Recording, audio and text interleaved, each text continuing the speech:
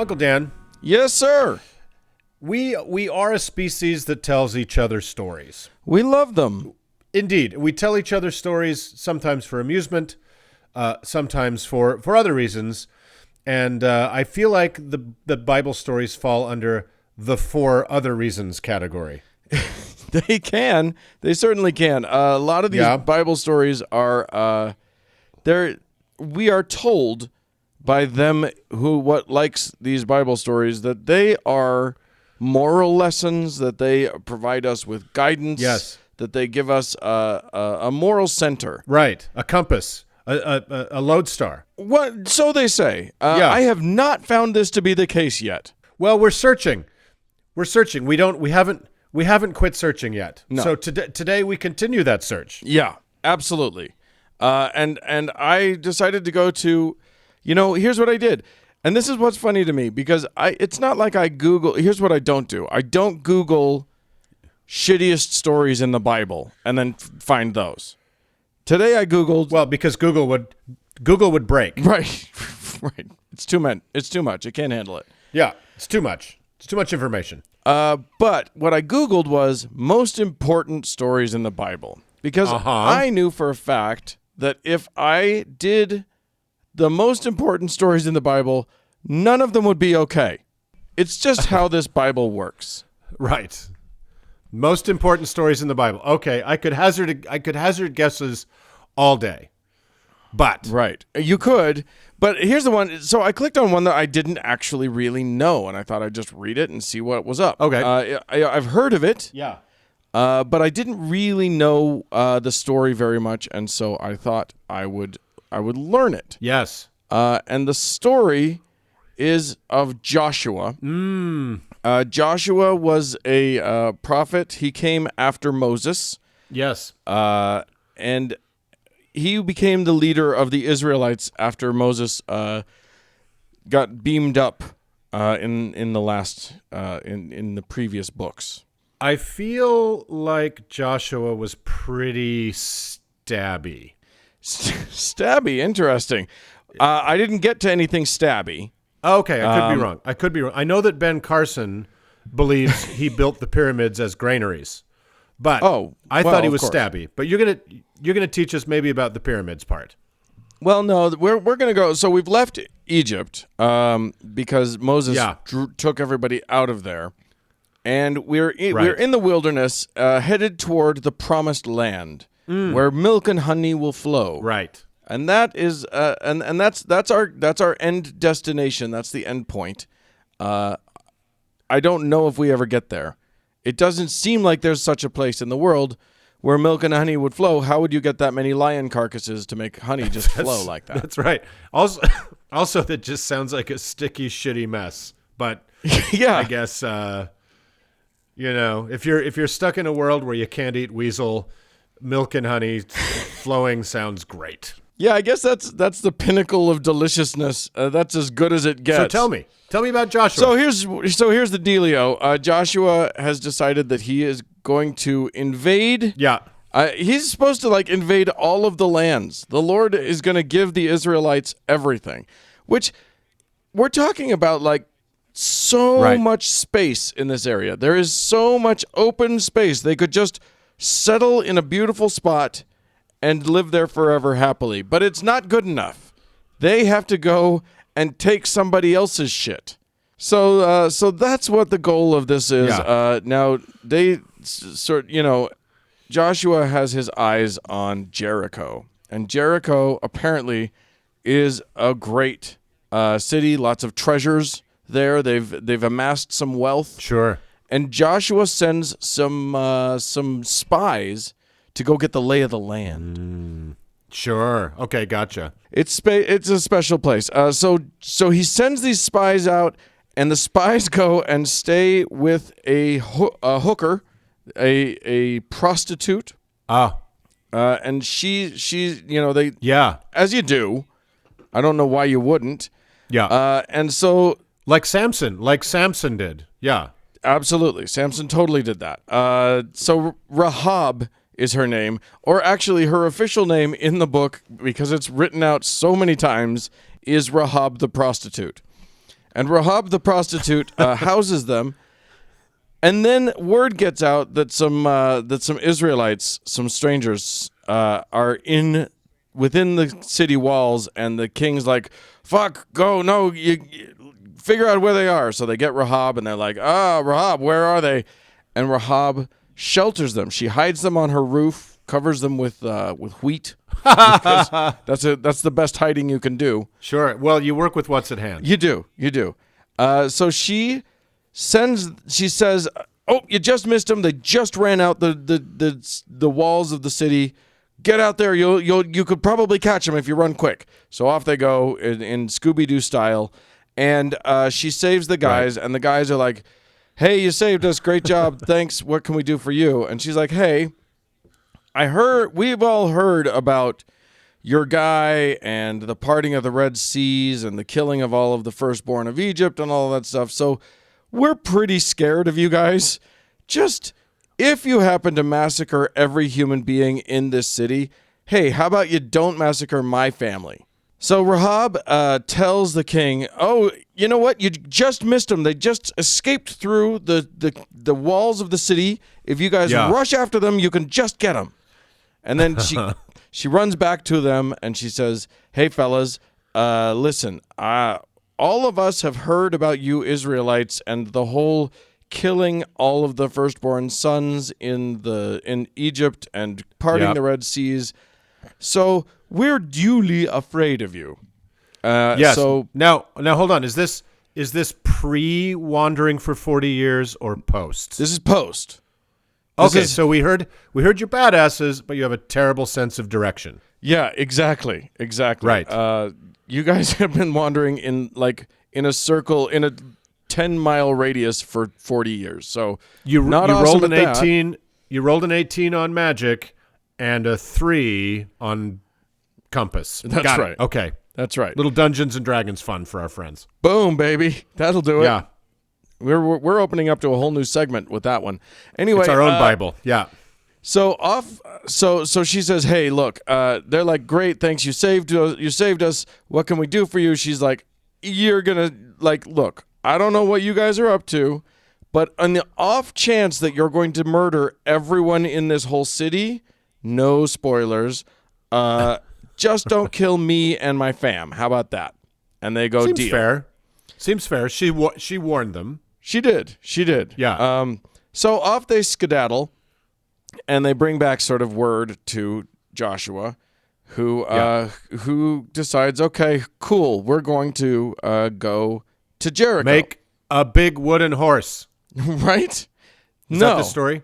They got a better one. Okay. They got a better one. They have an ark. So they have Noah's Ark. They have lions and tigers. You'd think. No, this is Indiana's ark. This is the Ark of the Covenant. Ark with a K. That's right. This one. Nice. This one is the one that Indiana Jones was constantly after. That's now safe in some government warehouse somewhere. Yes, in a government facility. Yes. But back then, it was just carried around with the Israelites by some priests, and so. It's magic. It's super duper magic. Don't underestimate the power of this ark. So much so that when they decide that they're going to cross the River Jordan, because they got to get to the other side, no good bridges to do so, and building a boat would just take forever because there's like tens of thousands of people. Right. They learned that lesson from Genesis. That is time consuming. Right. But they also learned a lesson from 40 years ago when they needed to cross the Red Sea. And they realized that if you use magic, it's super easy to get across big bodies of water. So yes, almost every young adult author has realized that as well. Yes, indeed. It's lazy writing at its greatest. So here's what they do: they take the ark. Joshua sends the priests with the ark into the water. The second their feet touch the water, it stops flowing, and as the Bible puts it. Somehow the word is like heaps. It heaps up far away from them. Okay. So they're way upstream. There's suddenly just heaps and heaps of water. I'm not sure how. A heap of water. Yeah. You get your heap in waters sometimes. That's called a glacier, but moving on. Moving on, and they do. So the guys walk the ark to the middle of the river. Everybody has to give a very wide berth to the ark so that they don't get zapped or something. Finally, all of these tens of thousands of people flow across the river around the ark and make it to the other side. And then Joshua has this whole thing about picking up 12 stones from the middle of the river to represent the 12 tribes of Israel. Anyway, that's a bunch of blah, blah, blah. This story, does it stay this dumb, or does it get any better? Oh, it dumber, I think. We'll see. I'll let you be the judge of that. Awesome. I'm ready. They get to the other side. They pick up the ark. They take it to the other side. The water starts flowing. It unheaps, as it will. Sure. And there they are, poof, on the other side. And they get to finally they walk up. Oh, there's this whole thing. There's another thing I guess I should mention, which is, now we're in Joshua chapter 5. And the Lord said, at that time, the Lord said to Joshua, make flint knives. So there's your stabby, but it's not for stabbing. Okay. Make flint knives, the Lord says to Joshua, and circumcise the Israelites again. Oh, for fuck's sake. What? Well, you can't circumcise someone again. Well, that's what I thought. But as it is, apparently what has happened is that over the course of these 40 years of wandering, all of the adult men of military age who left Egypt have died, and now their only guys of military age are their sons. And their sons were never circumcised. So super important to take a goodly amount of time and circumcise thousands and thousands of young men whose penises were still woefully intact. You know, I want you and I, Dan, to swear, to covenant with each other here, if you will, in the parlance of the Old Testament or the Book of Mormon, that we're going to try to go like 2 episodes in a row after this without a mass circumcision story. And so far, we haven't been able to do it. I make no such covenant. You can't stop me. We haven't been able to do it so far. Okay, so fine. I will make that covenant, but you are not sworn to it. And then unsurprisingly, they take a few days to heal because everybody's dick is cut off. Then they go to Jericho, and they get there, and of course Jericho is ready for them, and they've closed the doors to the walls of the city. The whole city's walled in. They can't get in. Wow, that's when you call Samson. Well, you know what comes next. You'd want to, but that's okay. Yeah. They've got their own thing. You don't want to run the same gag twice. So okay, gotcha. So they got their own gimmick, and that is that So the Lord is going to tell Joshua what to do, and here's what he says. He's going to have the priests march with the ark. Yeah. 7 priests carry trumpets of rams, so ram's horns. Shofars, in front of the ark. Shofars, yeah. Shofars show good. Shofars show good. And then the ark is going to be marched behind them, and then all the soldiers behind the ark. So it's a parade. They're going to do a parade. Now, they're going to go around the entire city once on one day. Then they're going to do it again the next day, all the way around the city. And then they're going to do that for 6 days. And then on the 7th day, they're going to march around the city 7 times, because 7 is a super important number for no apparent reason. So they will have circumambulated the city 13 times. Huh, think about that. Lucky 13. There you go. Right. But you're correct. And then on that 7th time, the trumpeters are going to blow their horns real loud, and then all of the soldiers are going to shout their war shout. Yes. And then the walls will come tumbling down. The walls of Jericho came tumbling down. Well, so here's what's funny. So they go. So this is the plan. Joshua decides to put it into action. On the 7th day, they do it for 6 days, and Joshua's very careful to say, don't yell until the 7th day. And then on the 7th day, they go around and around and around and around and around. And And I just kind of love because Joshua has this very Braveheart moment where he's gonna tell them to shout his whole army because they've been quiet or they've been very reverent, to use a good Mormon word, as they've marched around. So when the priests, I'll just read from the good book. Here we go. The 7th time around, when the priests, and I quote, yes, exactly. When the priests sounded the trumpet blast, Joshua commanded the army, "Shout, for the Lord has given you the city. The city and all that is in it are to be devoted to the Lord. Only Rahab the prostitute and all who are with her in her house shall be spared, because she hid the spies we sent. But keep away from devoted things, so that you will not be you bring about your own destruction by taking any of them. Otherwise, you will make the camp of Israel liable to destruction and bring trouble on it. All the silver and gold and the articles of bronze and iron are sacred to the Lord and must go to his treasury." Wow, that is a speech to stir the hearts of men. Isn't it just? I love poor Rahab. She always wondering, do you really have to throw in the prostitute? Like, everybody knows. Everybody knows what I do. Right. You don't have to say Rahab. Just say Rahab for me. No. But yeah, what a stirring speech, huh? Yeah, I mean, honestly, a little editing would have gone a long way there, Josh. Yeah, it's like the rules when you get off the bus at summer camp, right? Right. Remember to use bug spray and sunscreen. The pool is only open during daylight hours. Take everything for the Lord's treasury. Have fun. Right, exactly. Don't keep anything, you troublemakers. So the trumpets blow. The army shouts, "Good job," and the walls collapse. And they just charge right in. Now, it's like Dune. It's like in Dune with the things, with the voice exploders. Yeah, exactly. Which is not canon. By the way, is not canon. It's not in the book. That's David Lynch taking liberties with Dune, which was bullshit. Well, he's taking brilliant What were we talking liberties. about? Anyway, let's go on. It was no Jodorowsky. Let's be clear about that. Anywho, on we go. They rush in. Now, here's what I thought. Okay, they're rushing in. They're going to, secure all the gold and whatever and probably kill most of the men or something. And then the city is theirs and whatever. Oh, no. Right. They kill everything. Everything? Everything. All the things. They kill. Oh, yes. This was a common thing that Yahweh demanded of his Israelite thugs, wasn't it? To kill everything, to kill man, woman, child, beast. Yeah.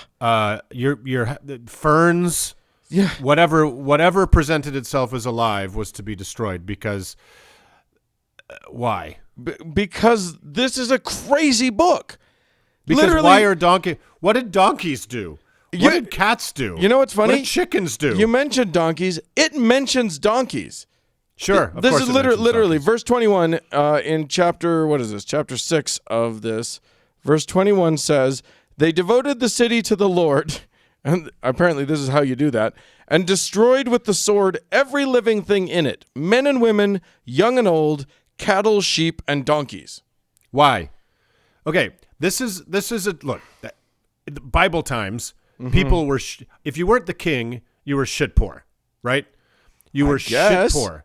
Do you know how much a donkey? Do you know how many shekels a donkey was worth? Let me tell you, more than 30 pieces of silver. So it's like it's crazy. It's like the spoils of war, right? You don't go in and blow up all the cars, right, and burn all the houses down if you intend to stay in the city, right? You keep all that shit, right? We've ransacked the Ferrari dealership. Now destroy the cars, right? It's not the bank. Burn it, right? It's so weird. So they do that because what you don't want is Jericho donkeys. You don't want a Jericho sheep. You don't want a dirty, uncircumcised donkey. So there you go. That's the sacking of Jericho. Of course, they do go. They go and they grab Rahab. They get the prostitute and tell her to bring out all of her people. So they get her father, her mother, brothers and sisters, and all who, quote, belonged to her. I got to think that there's some other whores in there. And they bring out them all, and You know, she was pulling a whole Schindler's List thing there. It's like, oh, that's my cousin Joey. Right, exactly. Oh, hey, Sandra, come on, quick, Right. over here. Oh, wait, don't kill him. He's my uncle Louis. Doug. Uncle Doug. Yeah, do kill him. Yeah. Anywho, there we go. They saved those folk and no one else, and then hooray! They burned the whole city and everything in it. But they put the silver and gold and the articles of bronze and iron into the treasury of the Lord's house, and spared the prostitute.